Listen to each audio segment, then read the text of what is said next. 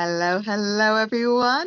Welcome to Wisdom Well Wednesdays. Today we are doing Journaling for Healing, a guide to mental clarity and spiritual awareness. So today we are literally just talking about journaling. It's for brand new beginners. So if you don't know what journaling is or how to do it, like myself, just over a year ago, I didn't do journaling.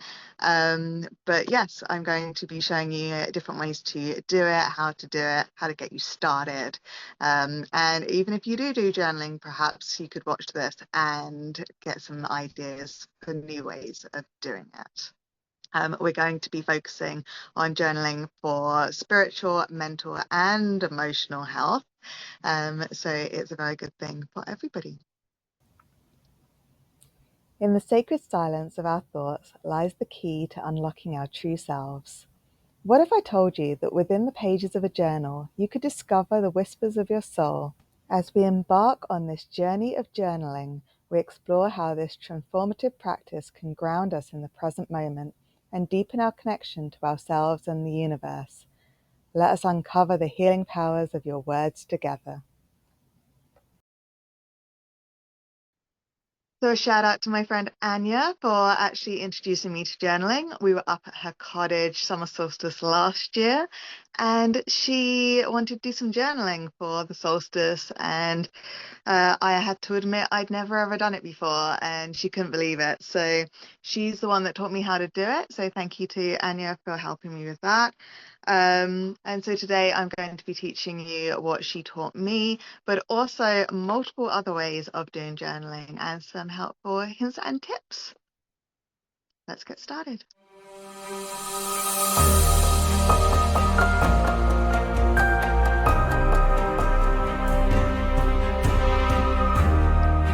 So what is journaling? Journaling is different than a diary. So when I'm talking about journaling, I'm talking about doing it as a spiritual practice, or at least for mental and emotional clarification. So it's not just about writing down how your day was and keeping a record.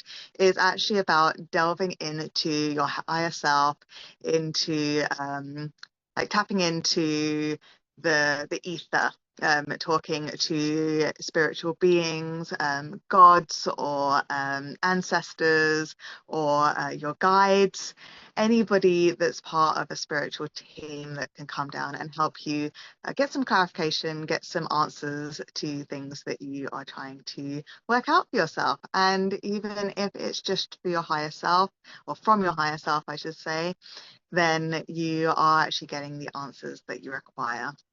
So before I go into explaining how, we're going to talk about some of the benefits of journaling. So it can be about enhancing mental awareness and self-awareness. So it can help you identify any patterns in your thoughts and in your emotions. It can also then help you process those emotions. So not just to pinpoint what emotion's coming up, but actually sit with it and to ponder it and see where the root comes from and how you can best release that, or how you can go deeper if it's a good emotion, which can also be a thing. If it's a good emotion, how can you go deeper into that? How can you drink more from that well? We can also do journaling to reduce stress. Just putting pen to paper can really help you pour out any grief, any stress, any anxiety. It's just magical, right? Pretty much that's what this is all about. It's a magical practice of releasing and understanding. It helps you foster gratitude and mindfulness. So it helps you to focus more on the positive of your life or in your thoughts, and bring in more abundance by being grateful for what it is that's coming to you. And the more that you're grateful, even just for the little things, the bigger those good things come to you, and the more gratitude you can give out, and the more bigger the gratitude triggering things can be. So the abundance, the joy, the happiness, everything just can come to you in bigger and bigger waves. And then, of course, it helps you promote clarity and focus. So it's a good way of getting organized, of goal setting, of knowing which path to take, which direction to go for something, and how to just sort of like reevaluate your life, reevaluate your situation, reevaluate how you wish to go forward. So if you wanted to start journaling, what do you do? Well, first off, you get a journal. Now, this can be anything. You can go to the dollar store or pound shop or whatever country you're from and just find a journal that you like. Maybe it's got some nice words on the front. Maybe it's just something that's very you, something that's that you feel happy with, something maybe the pages are how you like, maybe they're lined and they have to be lined, and maybe they're blank because you want to draw in them, and we'll come to that a bit later. But yeah, it's just like what ones sort of make you feel happy, make you feel connected to yourself. And then of course you're gonna just a little side thing, you could just use a normal pen, but some people, they like to have a special pen for it as well. So maybe one that looks like a quill, or is a color that you really like, or has some kind of meaning. Yeah, just a pretty pen that you feel a connection to, that you just use for your journaling. You don't have to, of course, but some people, they like to do that. And then you dedicate a time. So this could be something that you do once or a couple of times a day. This could be something that you just do once a week, once a month, maybe like the first of the month, just to plan out your month ahead or something like that. Whatever it is, try and find a day and a time and do that regularly. So if you want to do it once a day, choose a time of day. Is it the morning? Is it the evening? Is it at lunchtime? When do you want to do it? And try and keep that a consistent time to do it. Make sure that you're somewhere comfortable. You can be in bed, you can be in a comfy chair, you can be on the floor if that's comfortable, surrounded by lots of cushions and pillows and things. You just want somewhere where you can just sit just for a few moments, sometimes a bit longer, but just somewhere that you can feel comfortable, and you're not going to, if you're feeling uncomfortable, it kind of takes you out of the experience, right? So you want somewhere where you don't have to worry that your body is aching or uncomfortable in that position. And yeah, and just start small. If this is brand new to you, just start small. You don't have to do it every day. You don't have to regimentally do it at this exact time. Just try and get it as near to that time as possible. Just go slowly with yourself, find what works for you, and go from there. The easiest one is free writing. So literally, you're just gonna sit or lie down or however you can to, but you need to be able to write, obviously.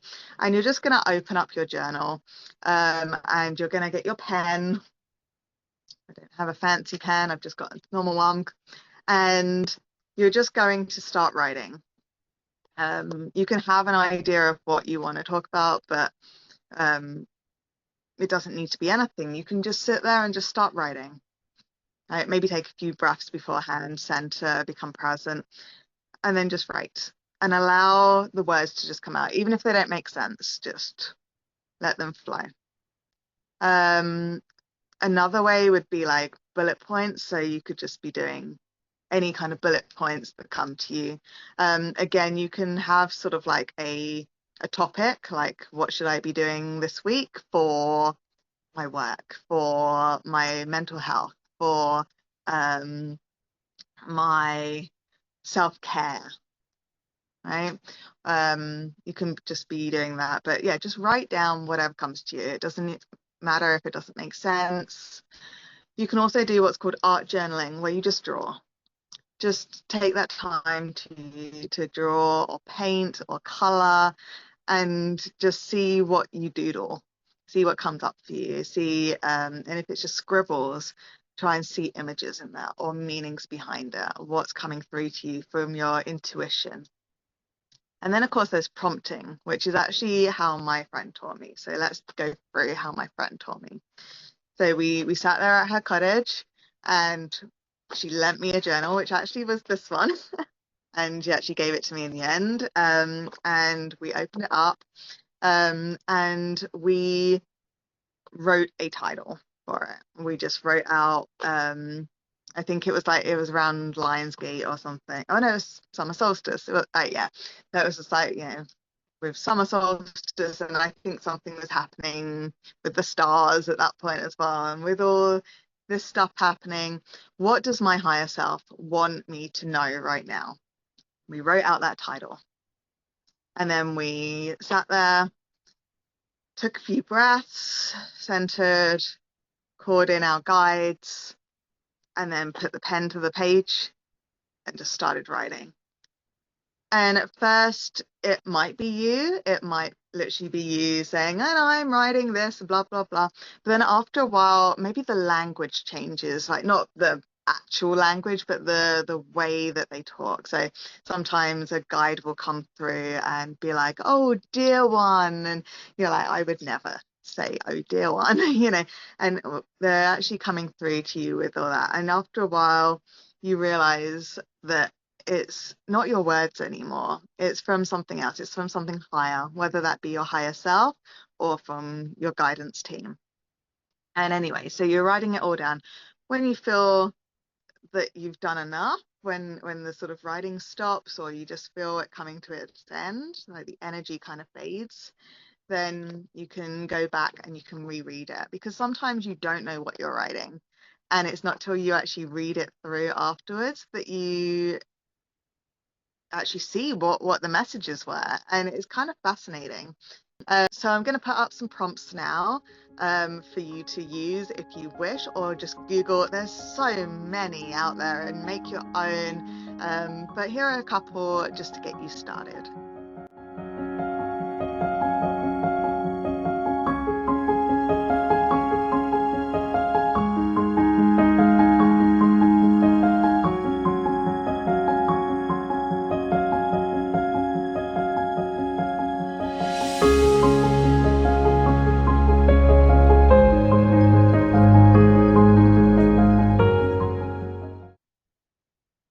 So then, of course, if you have things like tarot cards or oracle cards or even affirmation cards, some kind of deck that has pictures, maybe some writing underneath, you can then use those with your journaling as well.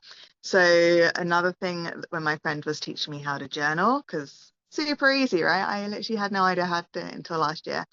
But we also had our deck of cards with us. So we picked a card, like we shuffled the cards, we said the question that we had written down, and we pulled a card. And then we had that while we were writing.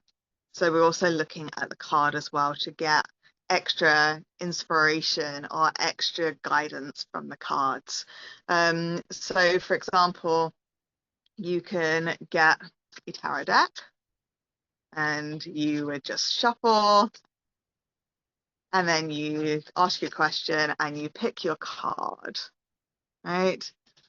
So then what you can do is you can either, if you don't know your deck very well, you can get your guidebook from there, or you just, best really to do it from what's coming through in your mind. But especially with oracle cards, a lot of people like to look at the book, but you can just find in your book. So for example, I got the Queen of Coins, and you would go to the Queen of Coins in your book and you would just read the guidance there as well. Again, you would just like, you could also get like an oracle deck where it's got some words on it, and you would then pick a card. And so this one is the Sacred Grove, and the cards are longevity, renewal, nature, and protection. So how are those words, how is this image helping with the words that have come out during your journaling? Yeah, so you can just go through and get these cards out and help the divine guidance come out through your cards. And it's also a good way of bonding with your cards. Like I said, if you need your guidebook, by all means use it. But before you reach for your guidebook, please just look at the picture. What does the picture mean to you? What sticks out? So for example, this is the dragon one, right?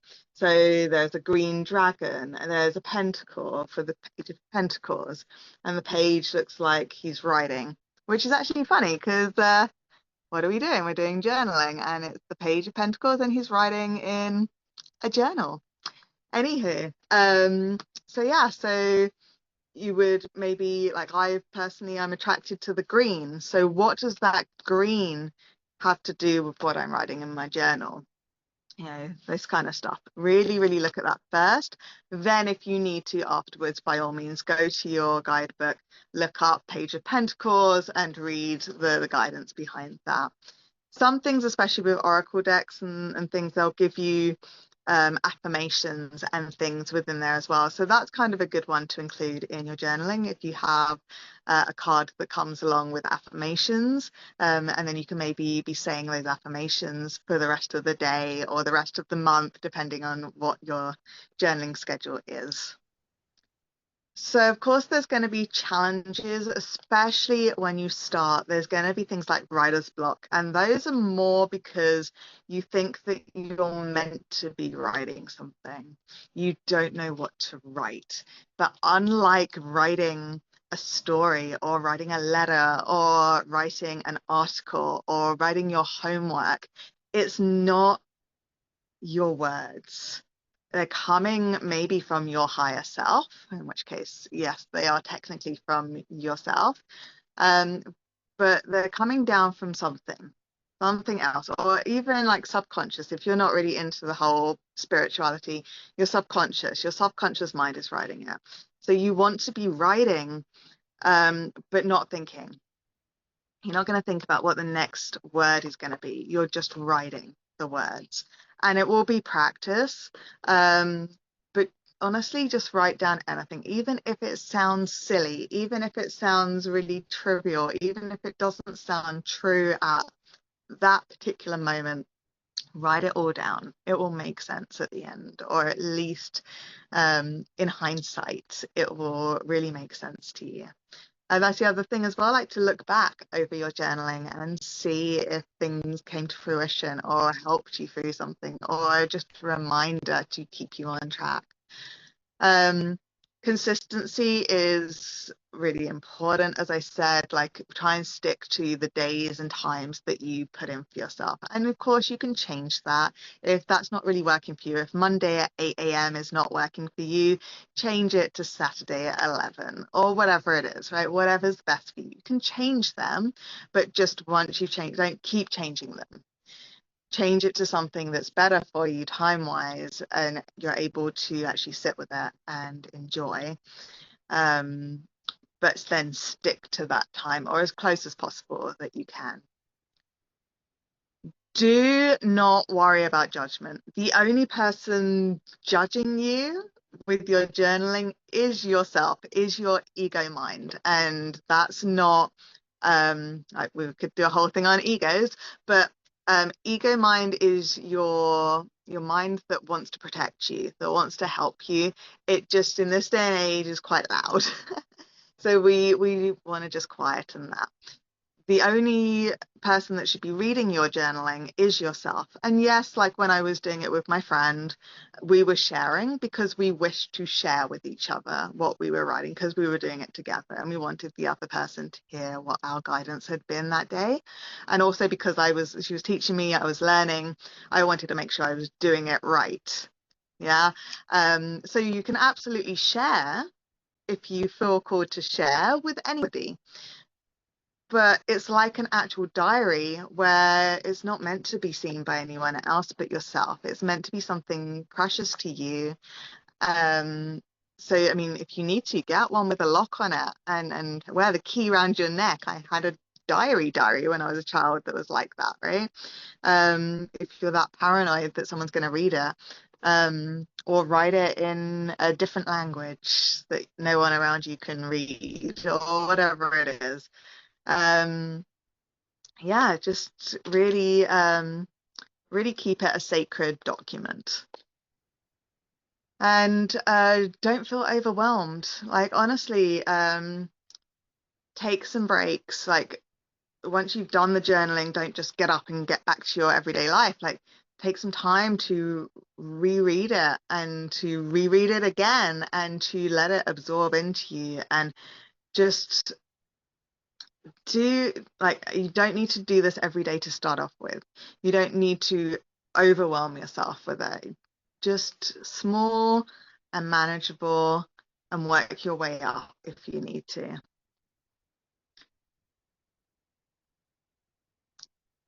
So I really hope that helped you understand what journaling is and how to get started with it.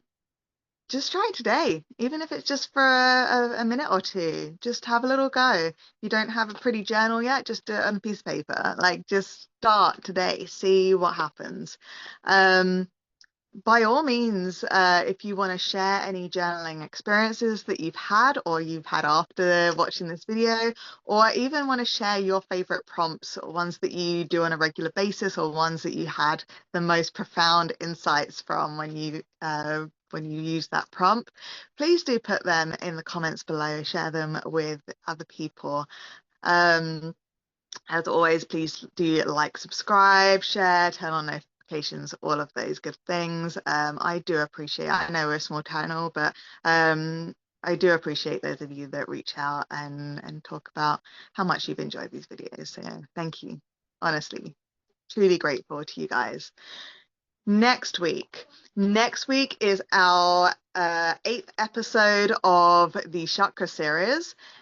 We are doing Understanding the Crown Chakra, the Gateway to Enlightenment. Now, this one is, although it's the 8th episode, it is the 7th chakra of our 7 major chakras.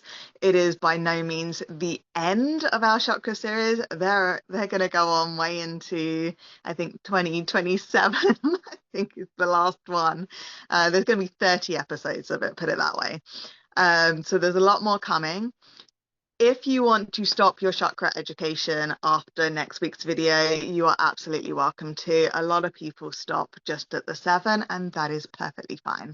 So if you have been following our chakra series, tune into that next week. If you haven't and you think that you might be interested, please do go back to February the 12th. And there is our first ever video of the chakra series, which is introduction to the 7 major chakras. And then every 4 weeks from there is each of our chakras. So yes, I will see you all next Wednesday. From the wisdom well, keep shining, continue learning, and stay curious. Until next Wednesday.